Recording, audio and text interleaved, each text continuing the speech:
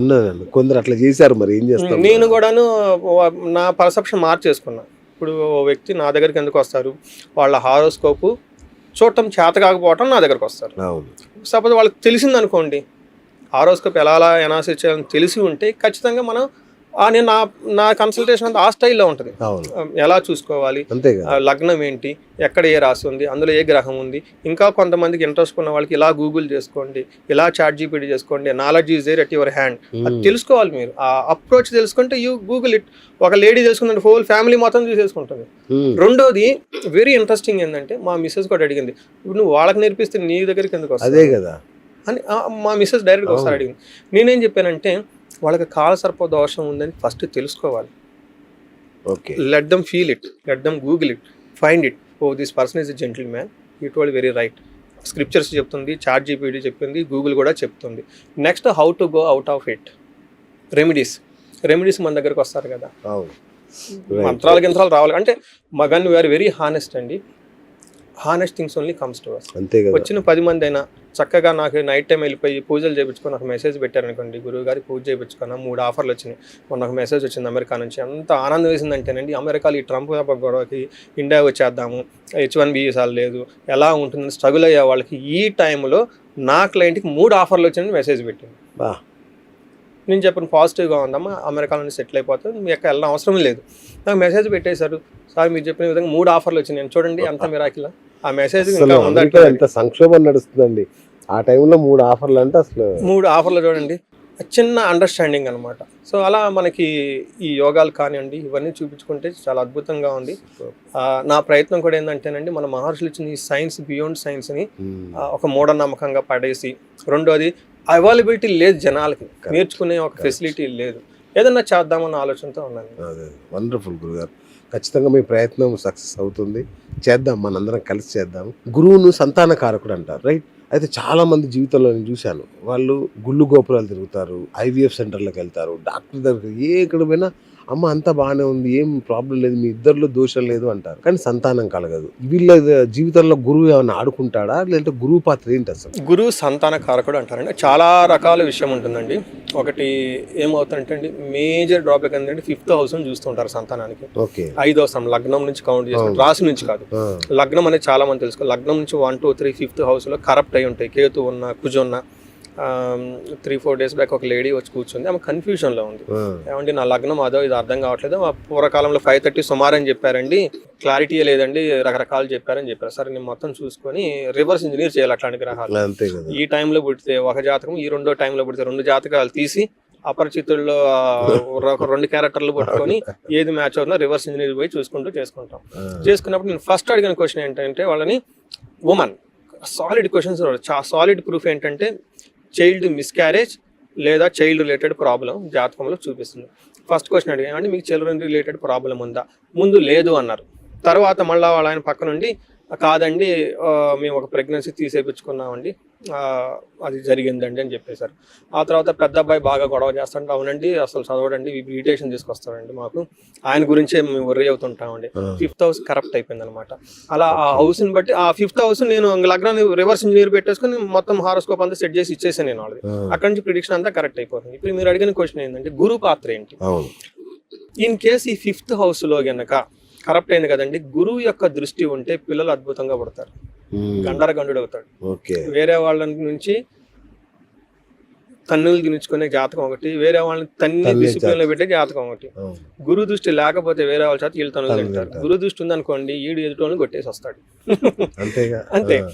అలాంటి సిచ్యువేషన్లో, అలాంటి హారిబుల్ దోషాలు ఉన్న టైంలో గురువు యొక్క దృష్టి ఉంటే పిల్లలు అద్భుతంగా పడతారని రెండోది. గోచార రీతి ఎప్పుడు మనం తిరుగుతూ ఉంటే, ఇప్పుడు ప్రెగ్నెన్సీ నా దగ్గర అడుగుతూ ఉంటారు, ఏమంటే ఐడియల్ టైం ఏంటి, సరైన టైం ఏంటి? మేము గ్యాప్ తీసుకున్నాం, ప్రెగ్నెన్సీ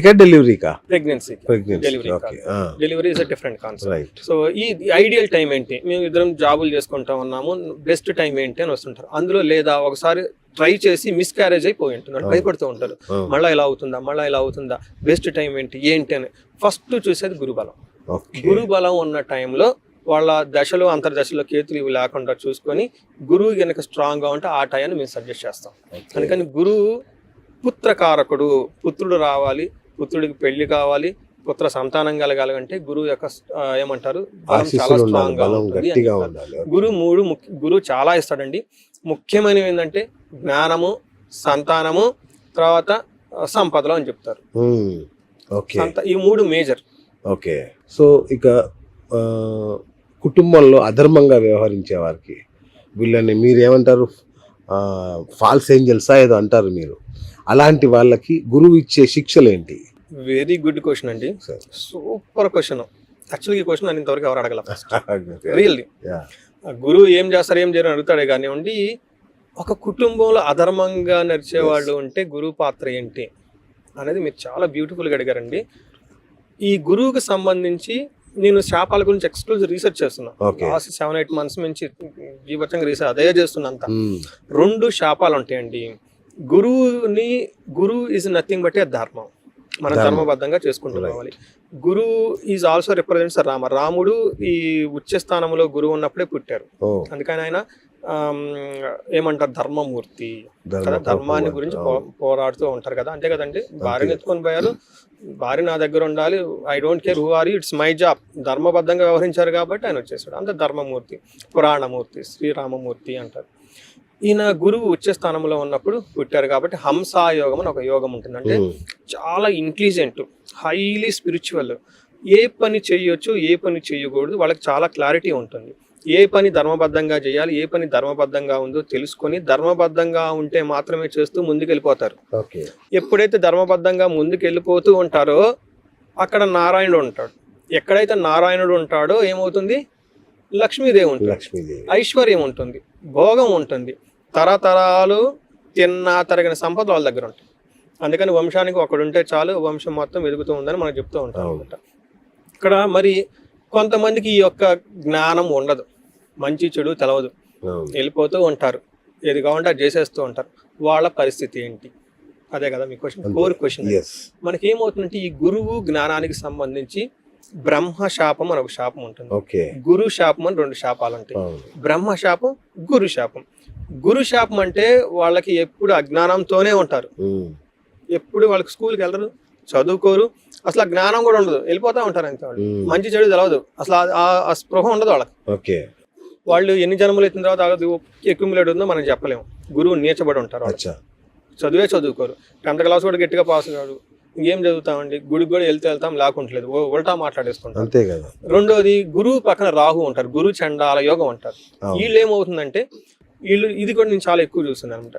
ఈ గురు శాపం ఉన్న వాళ్ళకి చదివేదేమో ఇంజనీరింగ్, ఇక్కడేమో యాక్టింగ్ చేస్తా కూర్చుంటారు, దీనికి దానికి సంబంధం ఉండదు. ఇటు పక్కన డాక్టర్ ఏదో చేస్తుంటారు, ఆన్లైన్ లో షేర్ మార్కెట్లు చేస్తూ ఉంటారు. వీళ్ళేమో IAS IPS ఏదో నోబుల్ ప్రొఫెషన్ చేస్తుంటారు, ఇక్కడేం చేయకుండా పనులు చేస్తుంటారు. ఇది ఎందుకు వస్తుందంటే వాళ్ళ చదివిన చదువు, వాళ్ళ యొక్క జ్ఞానము వాళ్ళకి ఉపయోగపడదు. చదువుకుంటే అది టైటిల్ అక్కడ పడే, అసలు చేసేది కంప్లీట్ డిఫరెంట్ ఉంటుంది. మన ఫిల్మ్ యాక్టర్స్ కూడా చాలా మందిని చూస్తుంటారు, టెక్నికల్ బ్యాక్గ్రౌండ్ నుంచి వస్తారు. ఫేమస్ హీరోయిన్ కూడా ఉంది, ఆ మెడిసిన్ బ్యాక్గ్రౌండ్ నుంచి వచ్చింది. ఆ పేషెంట్ చూడటం మానేసి కలర్స్ వేసేసుకొని కెమెరా ముందు యాక్టింగ్ చేసి డాన్సులు చేస్తా ఉంటే ఇది గురువు యొక్క శాపం. మీరు చదువుకున్న ఈ జ్ఞానం మీకు ఉపయోగపడదు, ఎంతైనా చదువుకోండి, దాన్ని అడపడేసి వీళ్ళకి చేసే పనులు చేస్తూ ఉంటారు. ఈ ఫీల్డ్ ఎదగొచ్చు, అది వేరే విషయం. ఆ జ్ఞానం అనేది పోయింది. అలా వేరే వాళ్ళ జ్ఞానాన్ని అవమానించిన, వేరే వాళ్ళ జ్ఞానము దొంగతనంగా నేర్చుకున్నా, ఓకే, కాపీలు కొట్టి ఇట్లాంటి గ్రేడ్స్ వస్తుంది, ఇలాంటి పరిస్థితి అదే. టైటిల్ ఉంటుంది కానీ పనిచేయదు. ఇంకొకటి ఏంటంటేనండి అప్లికేషన్ ఆఫ్ నాలెడ్జ్. ఇది బ్రహ్మ శాపం. వీళ్ళ చుట్టూ హైలీ చదువుకున్న వాళ్ళు ఉంటారు, ఎడ్యుకేటెడ్ ఉంటారు, వీళ్ళు చాలా ఇంటెలిజెంట్, అంతా బాగుంటుంది. కానీ వీళ్ళ వెనక వేరే వాళ్ళు ఒక మిస్ అడ్వైజ్, రాంగ్ అడ్వైజ్ ఇవ్వటం వల్ల ఆ అడ్వైజ్ని పట్టుకొని చాలా దూరం వెళ్ళిపోయి వాళ్ళు కొలాప్స్ అయిపోతారు. మనకి మహాభారతంలో దుర్యోధనుడు ఈ ఎగ్జాంపుల్. శకుని రాంగ్ గైడెన్స్ తీసుకొని సూపర్ పట్టుకున్నాడు, చచ్చేవరకు కింగ్, ఆయన మాట అనకూడదు, కానీ చివరికి ఏమైంది, అపకీర్తి రాలేదు కదా. ఇది బ్రహ్మశాపం అని చెప్తూ ఉంటారు. ఇప్పుడు ధర్మరాజు ఏమయ్యాడు, సరైన జ్ఞానాన్ని పట్టుకొని నేను వదలలేదు. ఆ షార్ట్ రన్ లో కోల్పోవచ్చు, ఫైనల్ గా విజయం వచ్చారు కదండి, వాళ్ళు అయ్యారు కదండి, చరిత్రలో పురాణ పురుషులుగా నిలబడిపోయారు కదండి. అలాగే గురువు యొక్క శాపము, బ్రహ్మ శాపము, ఈ 2 ఉండటం వల్ల గురువు చండాలు అంటే రాహుతో కలిసి ఉండటం, గురువు నీచపడటం, గురువు యొక్క వాళ్ళకి సరైన అనుకూలించకపోవడంతో ఇవి రెండు జరుగుతుంటాయండి.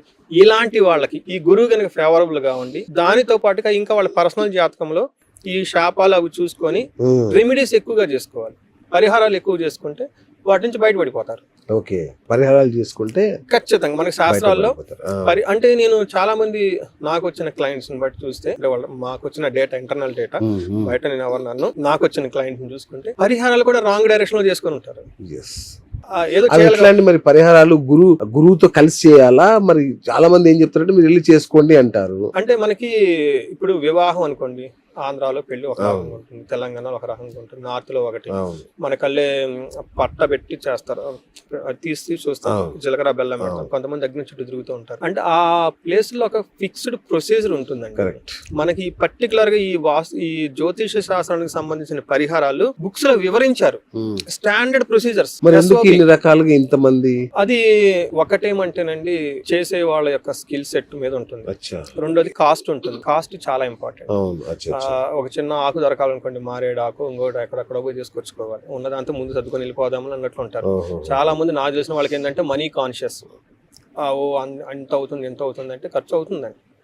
ఇప్పుడు ఈ రోజుల్లో ఒక చిన్న ట్యాప్ ఫిక్స్ చేయడానికి ఆన్లైన్లో వచ్చి ఎంత తీసుకుంటారండి. మరి లైఫ్ని ఫిక్స్ చేయాలంటే ఆ వ్యక్తికి ఎంత జ్ఞానం ఉండాలి. చిన్నప్పటి నుంచి ఉపనయనం చేసుకొని 12 ఏడు నుంచి పంచేంద్రాలు మూసేసుకొని పట్టుకొని మంత్రాన్ని చదువుతూ ఎంత విద్వత్తు ఉండాలండి.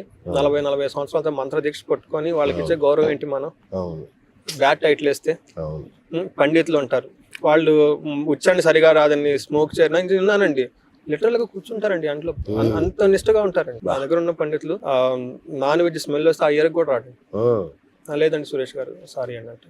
మరి అంత నిష్టగా ఉన్న వాళ్ళకి మనం ఇచ్చే గౌరవం వాళ్ళు అది అగైన్ అవేర్నెస్ లేకపోవటం, ఎడ్యుకేషన్ లేకపోవటం.